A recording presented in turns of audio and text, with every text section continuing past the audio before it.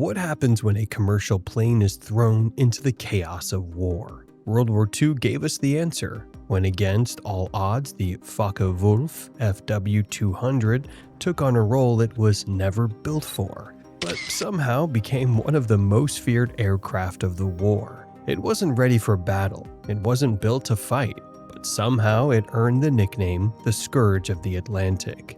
This is the story of how one plane changed the game, without ever being the best at it.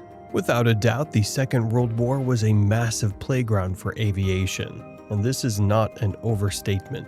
From long-distance planes to fighter planes, this war pushed what we believed we could achieve in the skies, and created some really dangerous monsters.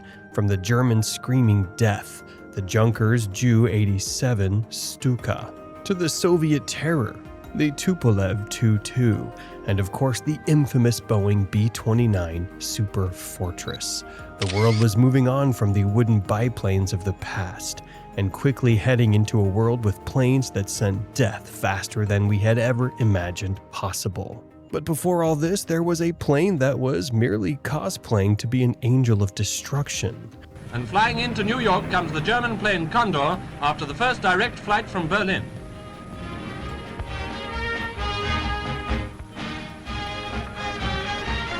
Crowds swarm round the machine to greet the crew of four who have proved that keen competition in transatlantic air travel must be expected in the near future.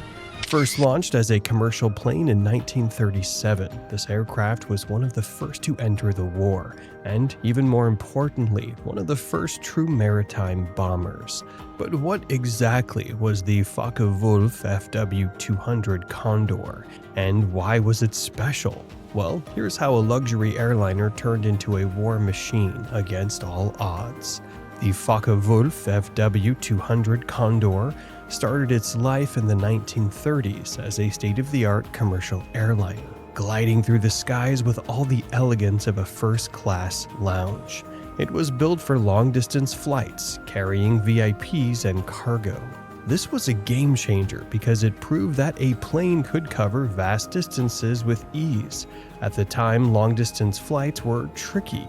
Imagine flying what was essentially a giant tin can of fuel and humans, then trying to land it on uneven terrain. That was a disaster waiting to happen. Because of this, many early long-distance planes were seaplanes, designed to land on water for refueling stops during transatlantic journeys. However, land-based aircraft were also being developed alongside them. In fact, Charles Lindbergh had already flown non-stop across the Atlantic in 1927 with the Spirit of St. Louis, and Alcock and Brown had done it even earlier in 1990 with the Vickers Vimy. But the Focke-Wulf FW 200 Condor took long-distance, land-based flight a step further.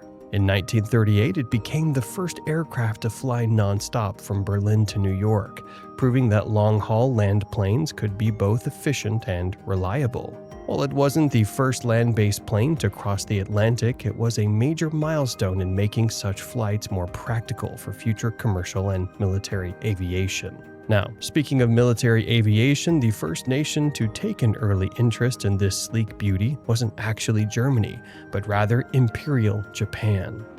Before World War II, Japan was eyeing the Condor for its long-range capabilities. They wanted something that could fly across the Pacific without breaking a sweat.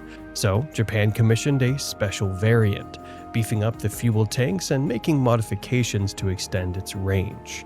This wasn't a military project yet. It was just a case of, hey, this thing can fly really far. Let's see what else it can do. But here's the thing, those little tweaks added weight to the plane, and very soon this little oversight would have a butterfly effect that helped bring the plane to its knees. But for now, all you need to know is Japan never got their plane, did not pursue large-scale adoption, and something bigger was on the horizon.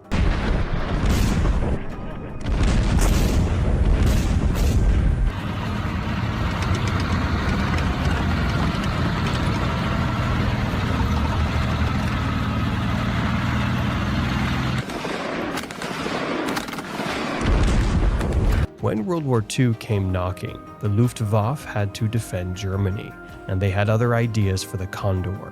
Germany needed a long-range reconnaissance and bomber aircraft, and they needed it fast. Now, to clarify, the Germans did have a plane in development called the Heinkel HE-177, but its development was too slow due to engine delays and structural issues. In fact, this plane did not enter the war until 1942. So instead of designing one from scratch, they looked at the FW-200 and thought, close enough. It wasn't built for war, but the Condor was adapted for it anyway. And its first stop, the Atlantic. As a bomber, it accounted for tens of thousands of tons of shipping. In its reconnaissance role, supplying intelligence for U-boat attacks, its impact was even greater.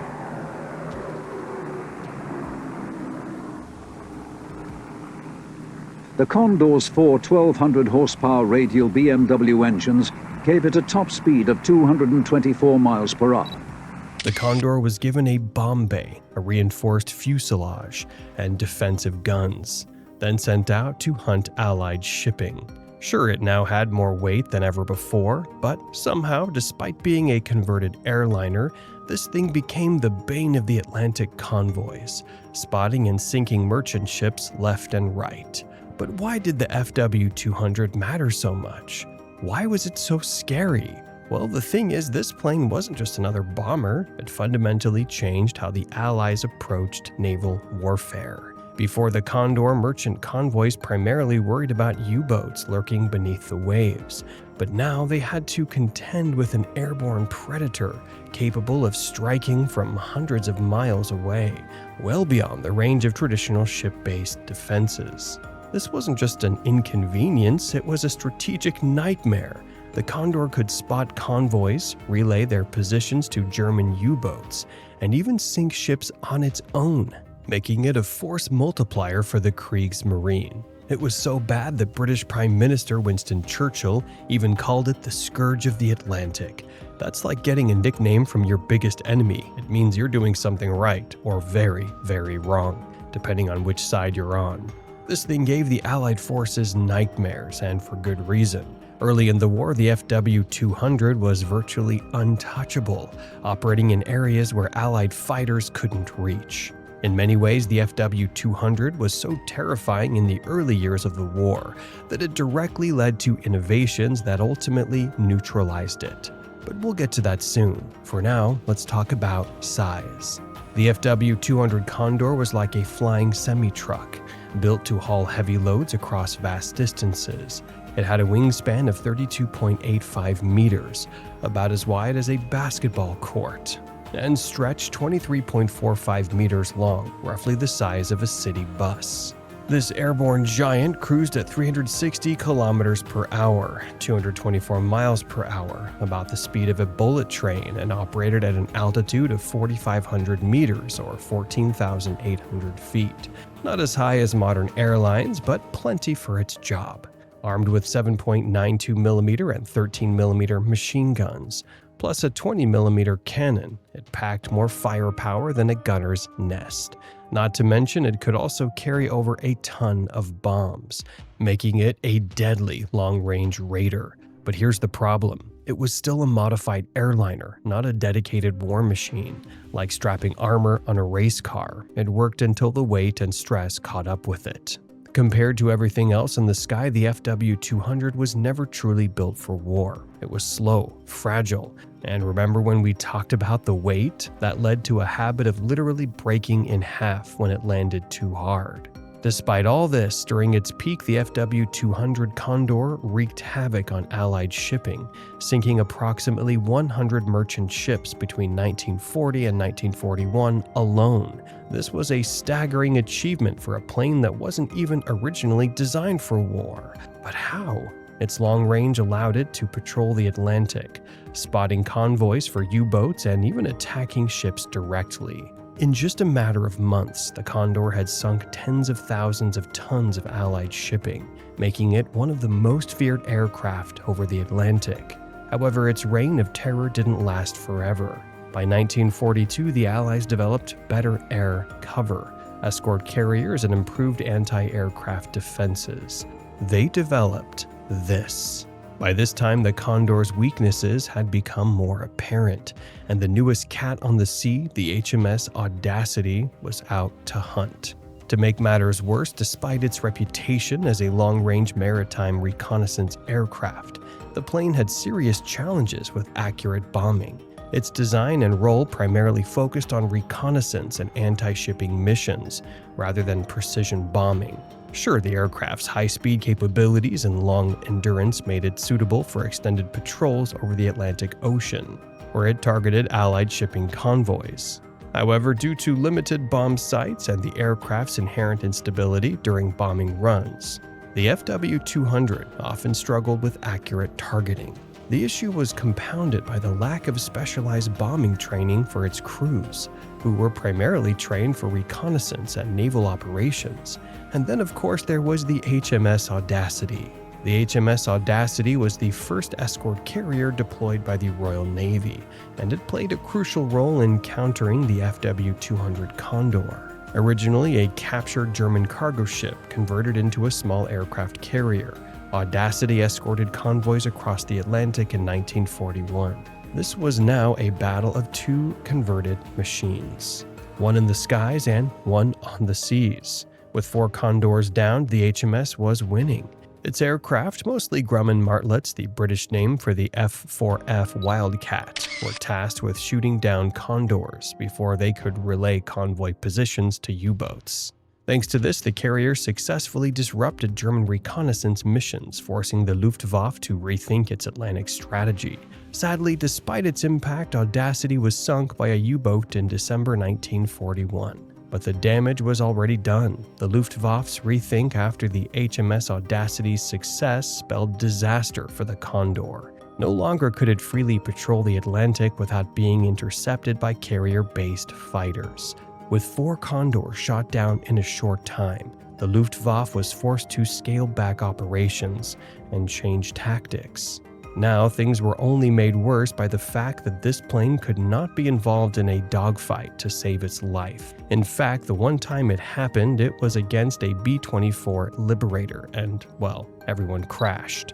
Instead of lone hunting, Condors started focusing on reconnaissance, avoiding direct combat.